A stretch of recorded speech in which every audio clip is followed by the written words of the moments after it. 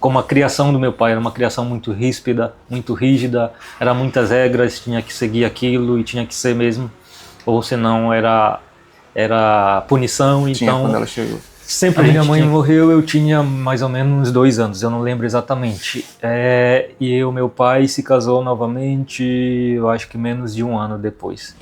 Então não tinha completado 1 ano desde a morte da minha mãe. É um dos momentos mais de adversidade que você aprende e que você tem uma conexão muito mais próxima com Deus e que você se desliga daqueles parâmetros que as pessoas criaram para você, para a humanidade toda, de dizer assim, você tem que seguir isso para ter uma conexão com Deus. Eu acho que não é por aí.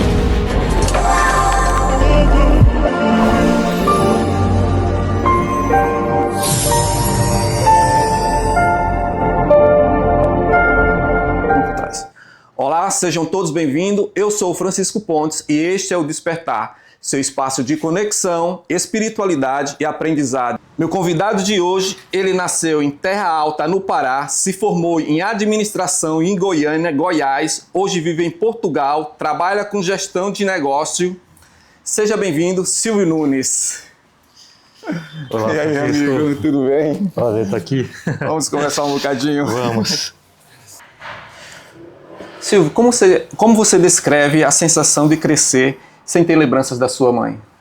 Uma infância muito diferente e eu acho muito bonito as famílias que têm esse laço familiar, que tem a mãe presente, eu acho que a presença, né? Isso. Eu acho que a presença de uma mãe numa família é uma coisa que faz total diferença. Sim, com certeza, com certeza.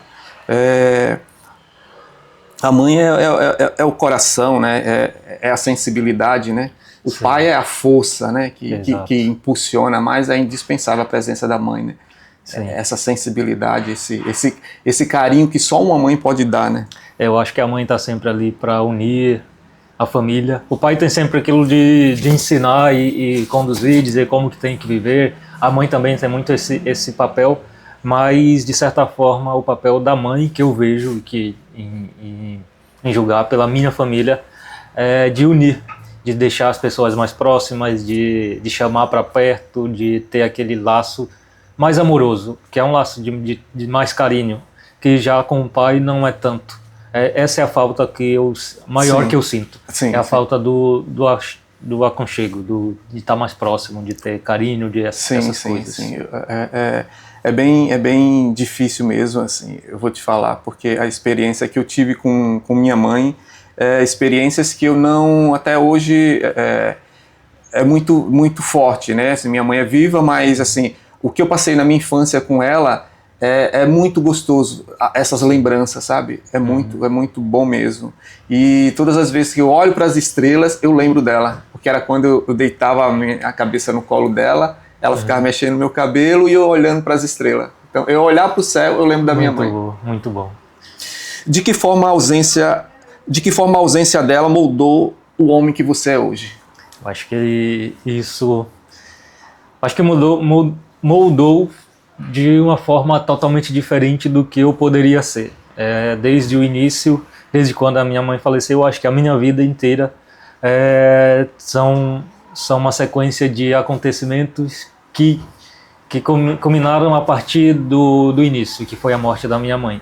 Poderia ter sido muito diferente, é isso que eu sempre penso, que eu acredito. Então, a morte dela, precoce, que ela morreu muito nova também, eu acho que não tinha mais de 30 anos. E pronto, a morte dela me fez ir por caminhos totalmente diferentes do que poderia ter sido. Eu poderia ter uma vida no aconchego nos braços de uma mãe, no convívio de uma mãe, de um pai, que te dá todo o apoio para te seguir, né, na vida. E isso não aconteceu. Fui criado por um tempo por madrasta, um tempo por babá, outro tempo por irmã. E isso tudo não foi uma criação dedicada. Foi acontecimentos. Olha, é necessidade, então vai ter que ser um tempo aqui. A minha irmã tinha que estar ali porque não tinha outra pessoa. E então eu não tive uma criação de assim, vamos dedicar um tempo à criação do Silvio. Foram coisas que foram acontecendo pela necessidade. Então, de certa forma, eu acho que nenhuma criança deveria ter esse tipo de criação. Acho que Sim. as crianças devem mesmo ter uma atenção muito próxima para ter uma vida, para ter um crescimento, Sim, sim, para ter formar para ter uma fortalecer personalidade. essa base, né? Exato. E não foi o que aconteceu. Eu acho que por conta disso, a minha trajetória, a minha infância, a minha criação e o homem que eu sou hoje teve uma moldagem totalmente diferente do que poderia ser. Certo. Que papel seu pai teve na sua formação emocional e espiritual? Bom, na minha formação espiritual foi praticamente primordial, porque meu pai, desde sempre, desde que eu me entendo por gente, meu pai sempre foi uma pessoa evangélica, sempre foi da igreja, e também, de certa forma, encaminhou a gente, todos nós, tanto eu quanto meus irmãos, sempre tínhamos, de certa forma, uma obrigação de ir para a igreja também. Então eu cresci nesse caminho por conta dele. No início foi por conta dele, depois foi mesmo por interesse próprio, eu continuei e pronto. Na parte espiritual foi isso, e na parte emocional, eu acho que eu não concordo em certas partes da criação que eu tive. Sim.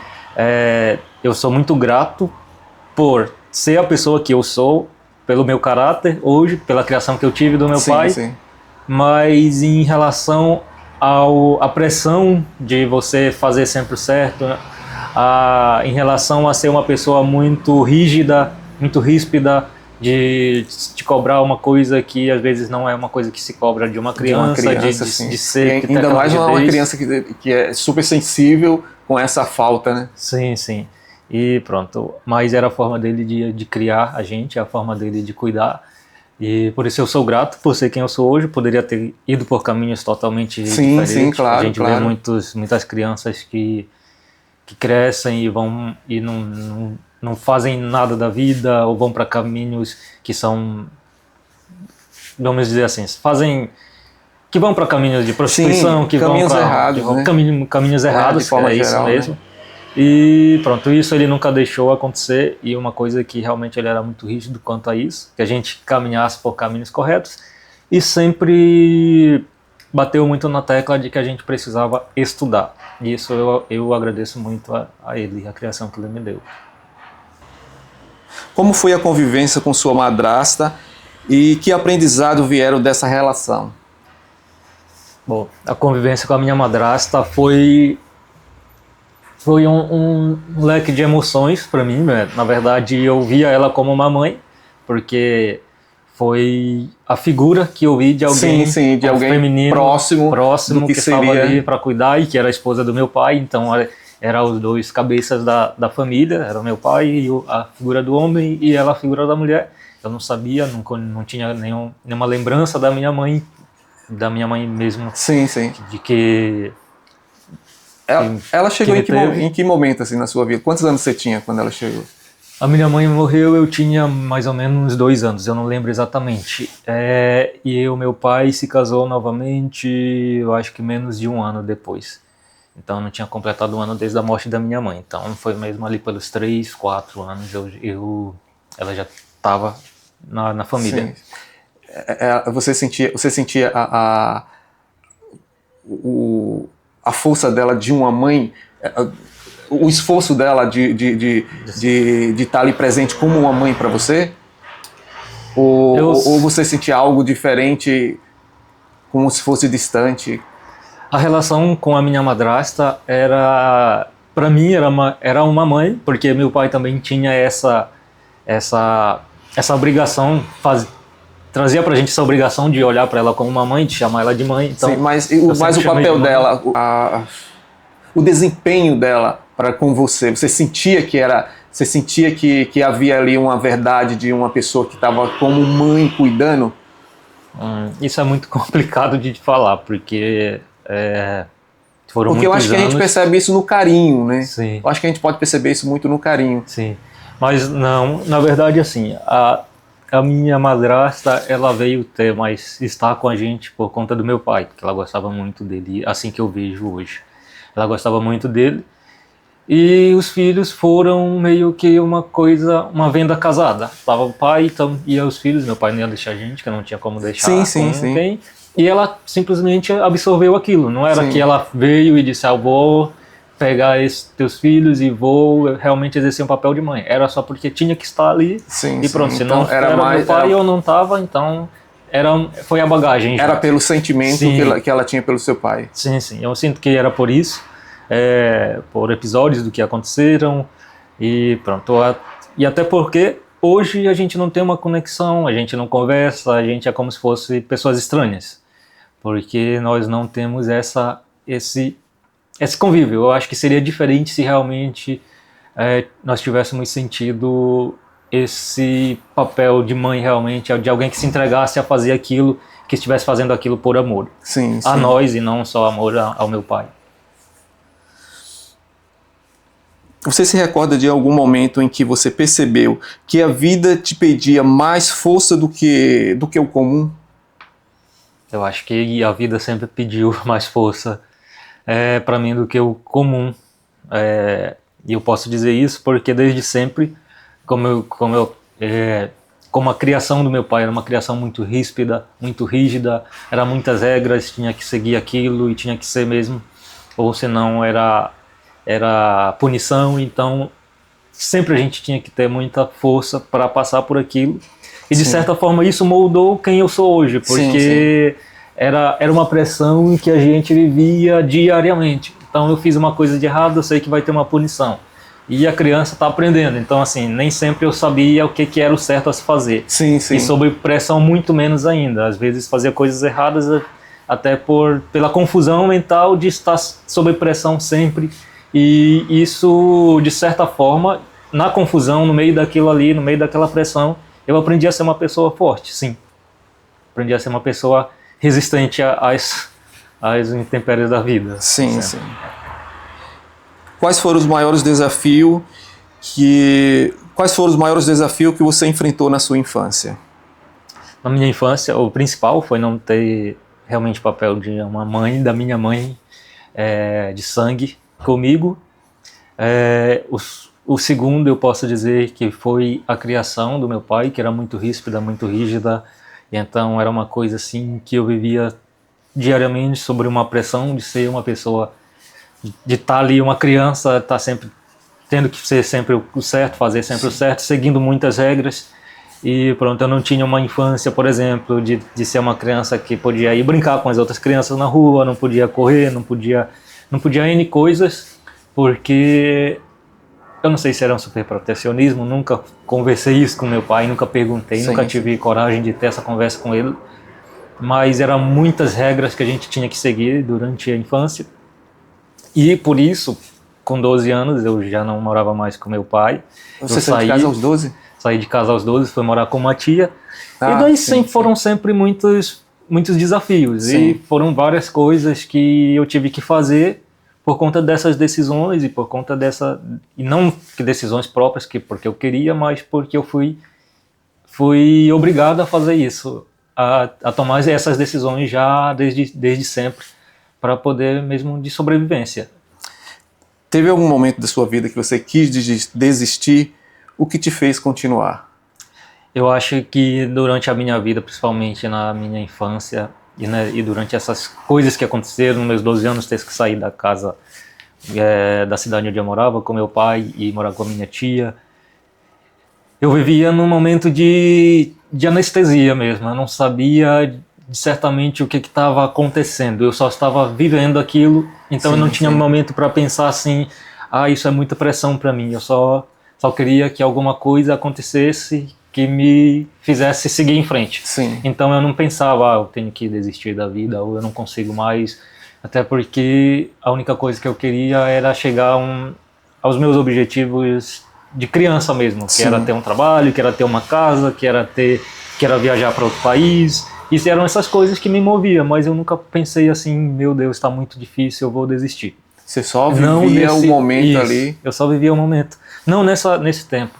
Em algum momento, depois já de tudo, depois que eu já tinha me formado, depois que eu já tinha tomado algumas outras decisões, já era maior de idade, já estava com 22 anos por aí, que aconteceu uma coisa que foi bem marcante para mim.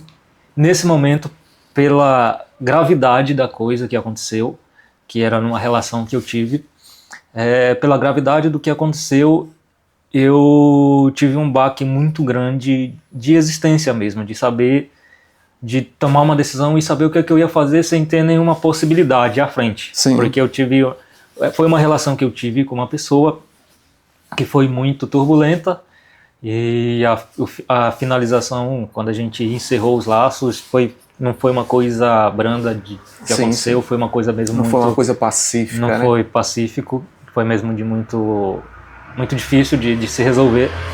E eu me vi numa situação sem ter para onde ir, sem ter nada, sem ter uma ideia, eu não tinha trabalho, porque eu abri mão de várias coisas da minha vida para poder me aplicar àquele relacionamento, e as coisas que a gente estava construindo juntos. Você se dedicou.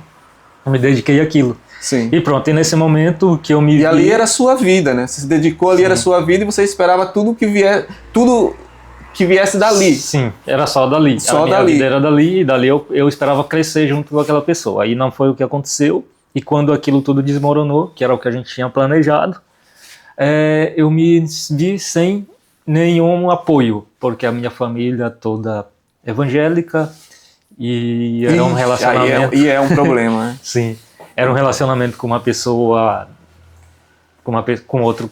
Nessa altura seu pai já sabia da sua sexualidade? Já sabia. Ele já sabia, só que assim, o meu pai me aceitou quando eu falei para ele sobre a minha sexualidade, mas não me apoiou. Ele aceitou simplesmente dizer assim, olha, eu quero que tu seja feliz, que você seja feliz, mas não posso te apoiar porque vai contra assim, aquilo que eu acredito, dele, né? Meus princípios e isso. Então eu não tinha um apoio de dizer assim, se acontecer qualquer coisa comigo, sim, eu tenho meu pai para ter meu apoio, por exemplo, eu posso ir em busca dele, que ele vai me dar apoio. Então por isso eu me senti sem ter para onde correr, sem ter para quem pedir socorro, para quem pedir ajuda. Então você não pediu socorro para o seu pai? Eu não pedi socorro, não pedi ajuda, não contei nada do que aconteceu, até hoje ele não sabe, ninguém sabe, só a não ser uma irmã minha. Sim. Mas por que você não pediu ajuda? Foi por orgulho? Foi porque você achou que não ia ter esse apoio? Ou por vergonha? Qual foi o motivo? Foi mais um mix de todos esses sentimentos, principalmente não é orgulho, mas porque quando eu entendi de que, olha, eu não posso te apoiar nisso, mas haveria um julgamento, dizer assim, olha, você está passando por isso, mas pode ser aí uma punição de Deus por conta de que você não está fazendo as coisas certas. Você já esperava algo desse tipo. Eu já te falei, não foi isso que você aprendeu, não foi isso que eu te ensinei, mas óbvio que ele me ajudaria se eu pedisse. Sim. Mas eu preferi me evitar de passar por isso, e por isso eu mesmo, ali naquele momento, mesmo sem ter saída alguma, e por isso que também eu acredito muito na minha espiritualidade, eu acredito muito em Deus, na religião, por mais que eu não esteja dentro dos parâmetros que se dizem que são os corretos da igreja evangélica, que é da onde eu vim. Sim. Mas ainda assim eu mantenho a minha fé.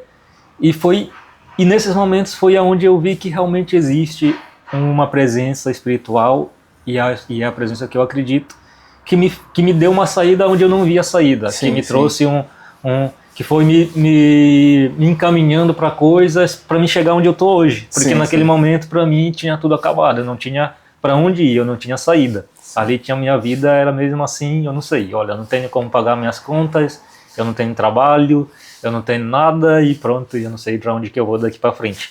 Mas as coisas foram acontecendo, e assim, olha, foi mesmo, eu vou falar aqui, foi mesmo para mim a mão de Deus me colocando nos lugares certos e com as pessoas certas, que não eram minha família, que não eram pessoas que eram conhecidas de muito tempo, amigos de muitas datas, mas foram pessoas que, assim, do nada, vieram para mim e falaram, olha, e aí, eu posso te ajudar com isso, posso te ajudar com aquilo, o que tu precisa? Então, as coisas foram acontecendo, é uma coisa assim que eu não posso te explicar como que surgiu o sentimento no coração dessas pessoas para virem falar comigo depois de tudo que tinha acontecido. Sim. Mas realmente é a mão de Deus mesmo agindo na nossa vida. Uhum. Que muitas das vezes a gente imagina que o fato da gente não estar presente numa igreja, né, a gente pode passar pela cabeça de que Deus não está presente na nossa vida, sim. Ou a partir do momento que a gente saiu, parece que Deus ficou lá e a gente está indo sozinho, né? E não é isso. Eu acho que assim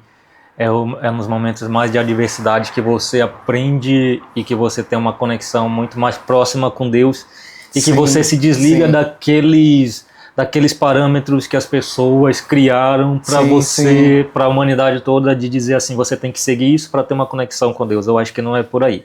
Eu acho que a sua conexão com Deus, ela é muito condizente com aquilo que você sente internamente, só você e Deus. Não tem nada a ver com regras que fulano ou ciclano diz que tem que ser seguidas. Eu acho que é muito mais aquilo que o teu coração sente. Eu acho que Deus veio muito mais do teu coração. Se teu coração é puro, se teu coração é sincero.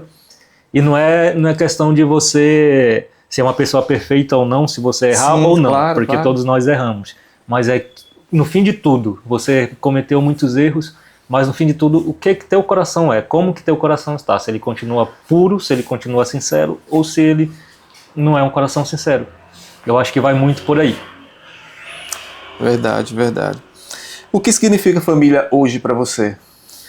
Eu hoje ainda tenho uma incógnita com relação à família. Eu só sei que se em algum momento eu tiver a oportunidade de ter uma família, eu quero fazer diferente do que a minha família foi. Eu quero ter uma família diferente do que a minha família foi, para ter essa oportunidade de viver essa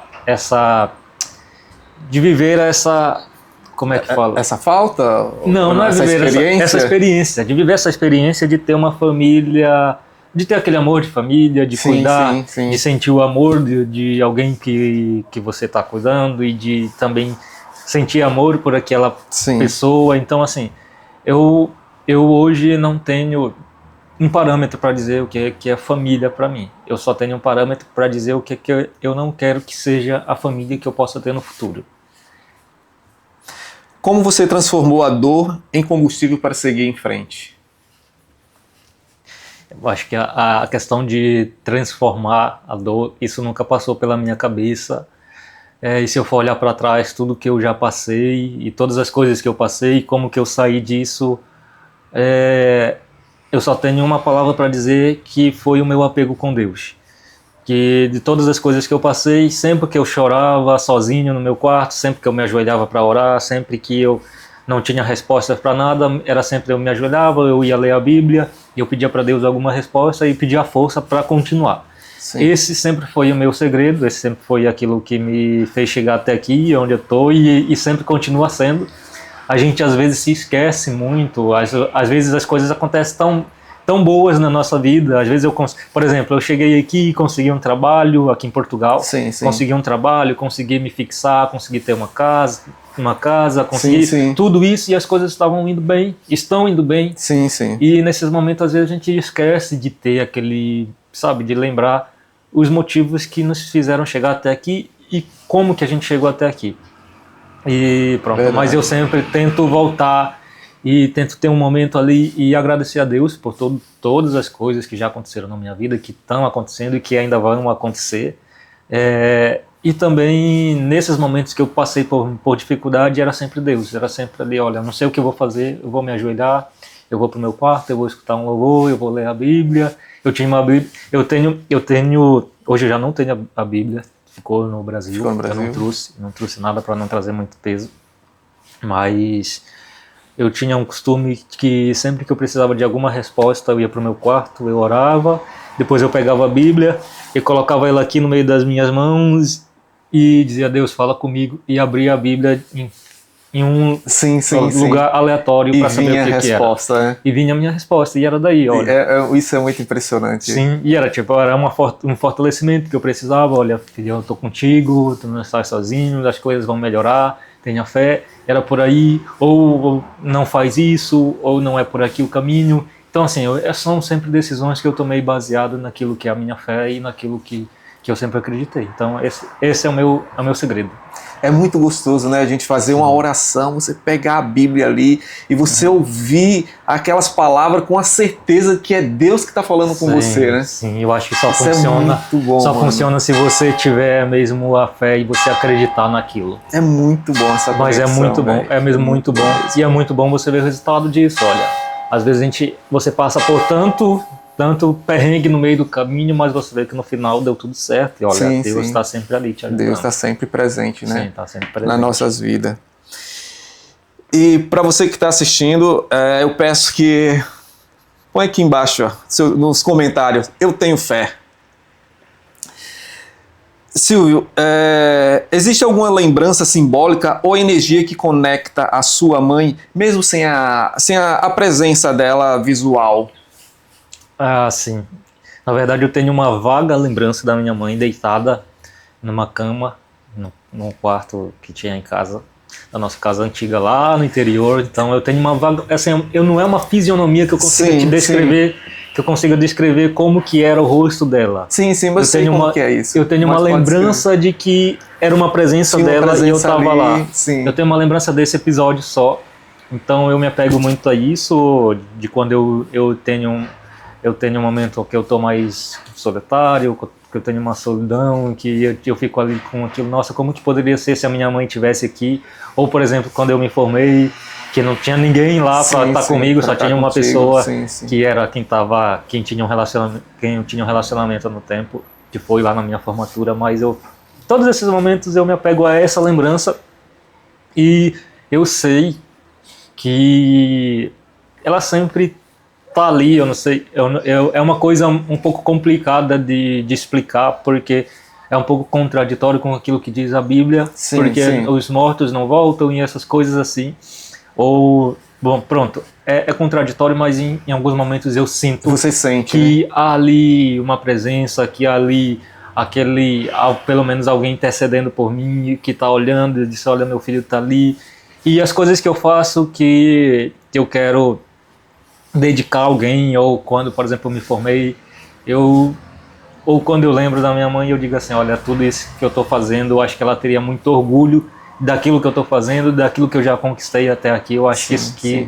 ela seria uma pessoa que sentiria muito orgulho de tudo isso, e de certa forma ela está me ajudando, porque esse sentimento de que ela sentiria muito orgulho me faz, sabe, ir atrás de fazer mais, e de conquistar mais, e de fazer mais, mesmo porque é muito bom você ter, por exemplo, alguém que se orgulhe daquilo que você está fazendo. Sim, é verdade. Amigo. E eu acho que é muito vazio você fazer coisas e não ter um objetivo, não ter ninguém ali para se alegrar contigo, ou para dizer assim, e aí, nossa, parabéns por isso que você conquistou, parabéns por aquilo.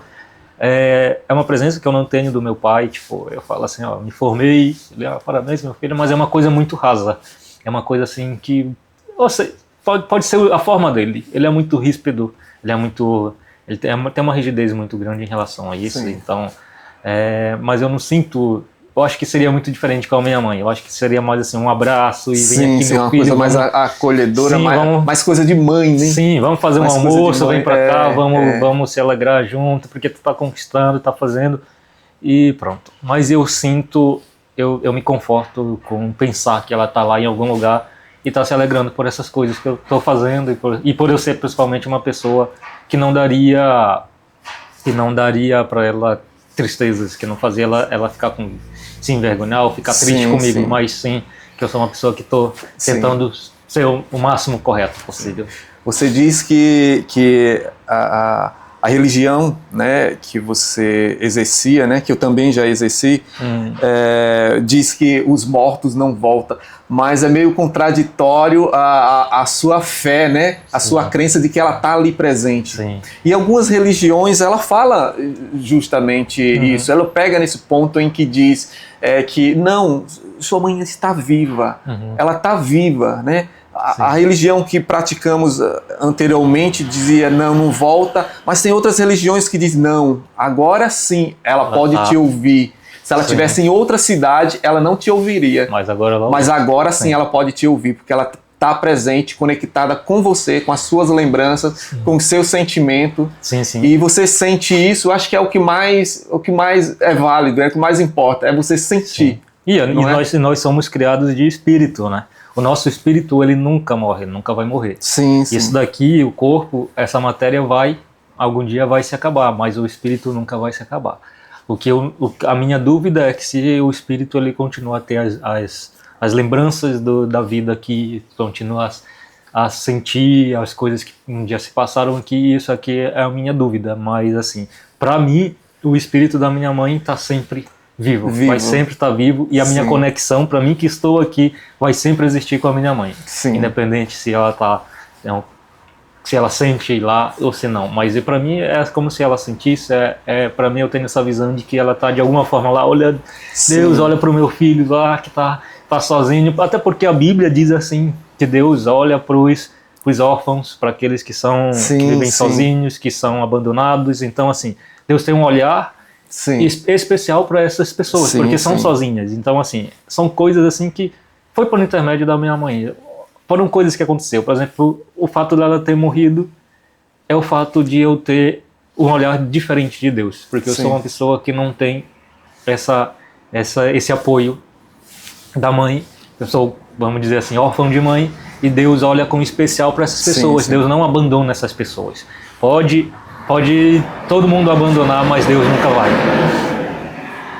Tem uma história de uma pessoa que a filha dela faleceu, e ela muito triste, sabe? Com muita dor de tudo das lembranças da filha, né? Ela chegou em uma determinada religião, que eu não vou falar, e ela comentou, né, que sentia muita saudade da filha dela e que ela queria muito falar com a filha, né? Porque ela já estava aqui em Portugal, né, quando a filha dela faleceu lá no Brasil, e ela disse, e a pessoa que estava ouvindo ela falou, agora é tarde, é tarde demais para você falar com ela.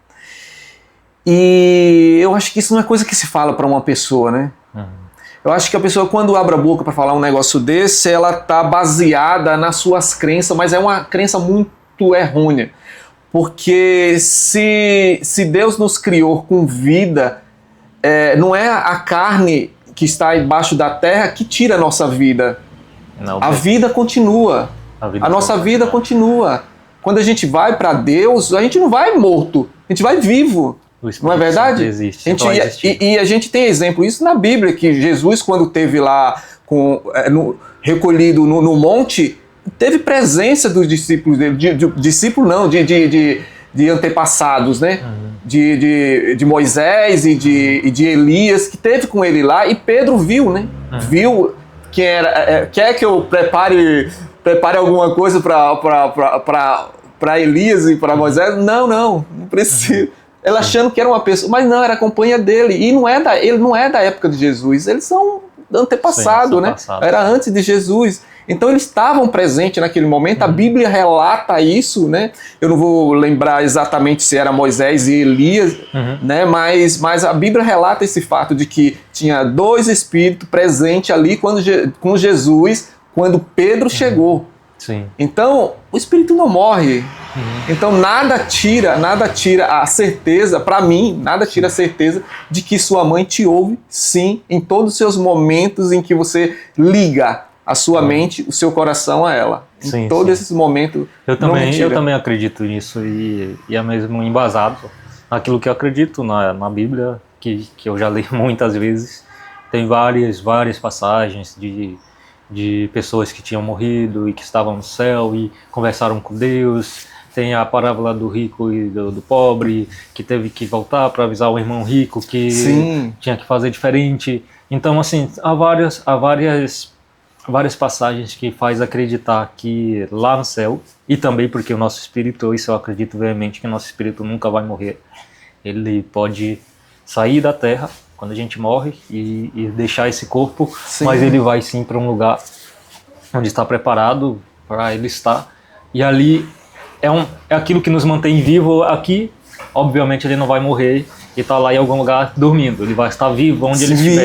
Vivo onde estiver. Então isso a nossa vida é eterna se a gente for pensar por esse lado. Sim. É que muita gente, eu acho que até hoje, infelizmente, acredita que esse corpo e esse nome que temos somos nós. Sim, e não são, é pertencente a nós, né? Sim. Nós somos um espírito, né? Sim, um espírito que habita nesse corpo. Então esse corpo é meu, esse nome é meu, mas não sou eu, é meu, pertence a mim, não é? Sim.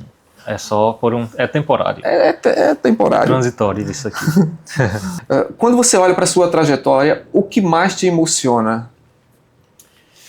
Para minha trajetória, o que mais me emociona é a conexão que eu sempre tive com Deus. Eu acho que isso é uma coisa, é um dos bens, ou se não, um bem mais valioso que eu tenho na minha vida, fé. Porque, assim, poderia meu pai me deixar, poderia tudo desmoronar na minha vida, mas eu sei que sempre a minha fé vai me manter ali vivo e vai me manter de pé para continuar. Isso é a coisa mais valiosa que eu tenho na vida hoje. Se eu for colocar, é o que mais me emociona, de saber de todas as trajetórias que eu passei. Sim. E de sempre ter lá essa fé que eu ia lá e eu me ajoelhava, eu orava sozinho, e de lá eu saía com uma resposta, e de lá eu saía com uma luz no fim do túnel para fazer qualquer coisa. Sim. E de lá eu conseguia qualquer coisa para ir vivendo, para ir continuando, para, sabe, todas as coisas que aconteceram na minha vida foi por intermédio dessa fé que eu tenho. O que você diria para o menino de 2 anos de idade que perdeu sua mãe, se pudesse encontrá-lo com ele hoje? Eu diria que... Imagina que ele está na sua frente, aquele menino, você lembra do sentimento que ele tinha com 2 anos? 2 anos você vai lembrar do sentimento que ele tinha. Mas imagina, ele com 5 anos de idade, 7 anos de idade, se ele tivesse assim na sua frente, lembra do sentimento que ele tinha, o que se passava na cabeça dele. Se você encontrasse ele hoje, o que você faria? Bom, eu diria, vamos imaginar que ele está aqui na minha frente, eu diria para ele, olha, é uma perda muito grande, perder uma mãe, e com certeza a tua vida vai ter muitos mais desafios a partir de agora. Você vai passar por muitas coisas que não vai ter a proteção da mãe para estar, e nem o apoio, e não vai ter nenhum conselho de uma mãe para te pelo menos guiar por algum caminho, mas você vai se tornar uma pessoa muito mais resistente, muito mais forte e com muito mais experiências para contar, porque a falta de uma mãe te faz calejar bastante, mas também te faz aprender muito. Eu acho que é isso. Mas você vai sobreviver a isso, você vai conseguir, é só. Acho que é isso que eu diria. Que conselho você daria para uma pessoa que teve uma perda e que sente que não vai aguentar? Bom, eu diria que a vida sempre continua. Enquanto a gente estiver respirando, enquanto a gente tiver saúde, enquanto a gente estiver vivo, a vida sempre vai arrumar uma forma de você se superar qualquer desafio, de você superar qualquer coisa. Nós nunca devemos desistir, porque sempre vai haver o dia de amanhã, e o dia de amanhã sempre traz novidades.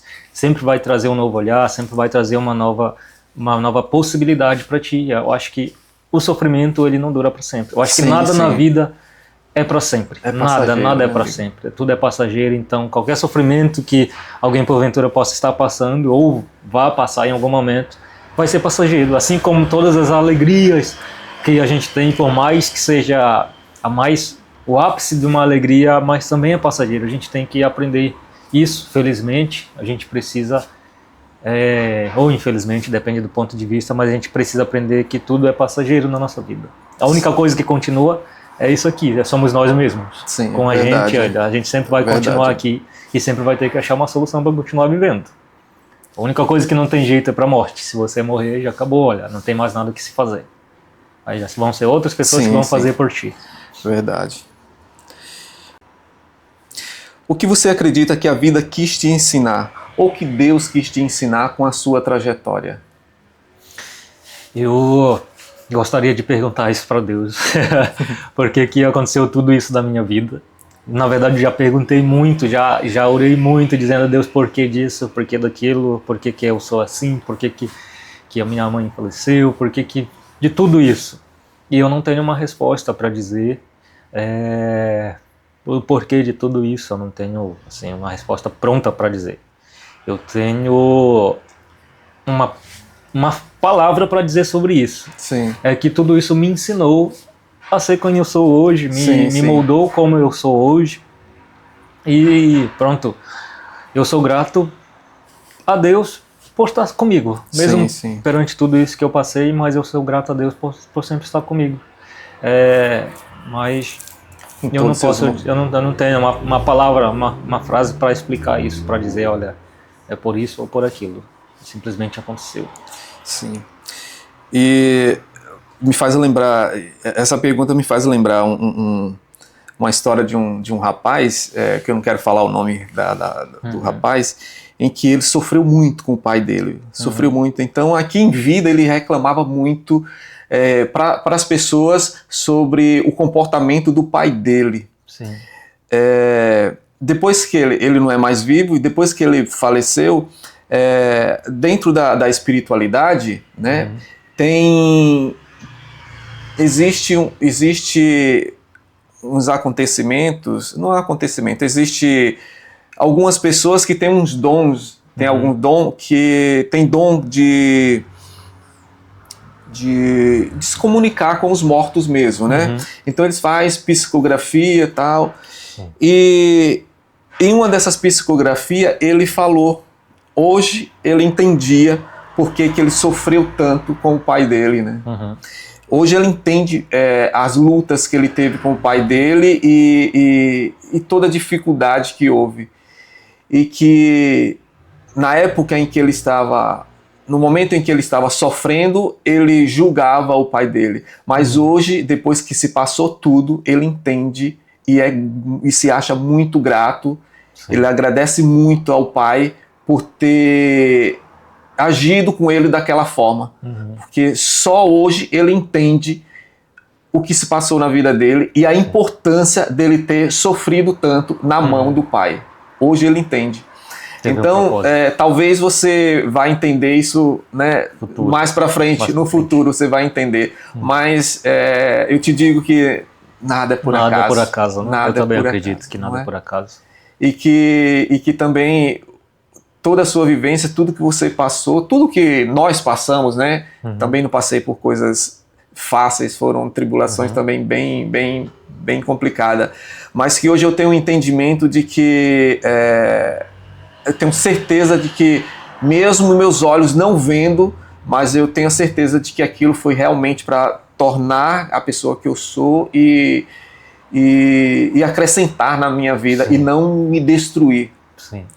Não é? Então eu tenho certeza de que logo mais você vai saber o porquê. Porquê de muitas coisas e entender de outra forma, né, aquilo que hoje, porventura, você tenha um olhar de que não era bom, não devia ter acontecido. Sim. Né?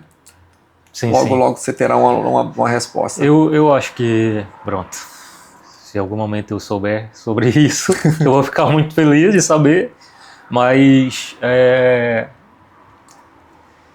só por saber. Mas assim, eu acho que tudo o que aconteceu é igual você falou, eu acho que tem um propósito, né? Em todas as coisas que acontecem na nossa vida, tem um propósito, e um propósito principalmente que eu tento tirar de todas as coisas que acontecem, que aconteceram e que porventura vão acontecer ainda. Eu tento tirar o que é positivo daquilo, um aprendizado, alguma coisa positiva, e nunca nada que seja negativo. Não deixo nada de, seja lá o que for que aconteça, deixar aquilo entrar pro meu coração e eu ficar magoado. Assim, eu acho que nós devemos ser mais assim. É bem deixar que as coisas acontecessem, mas olha, eu ver o que eu vou tirar aqui de bom para mim, o que eu vou tirar de aprendizado, o que isso vai me engrandecer como pessoa, e aquilo que não vale a pena, olha, simplesmente deixa para lá e pronto.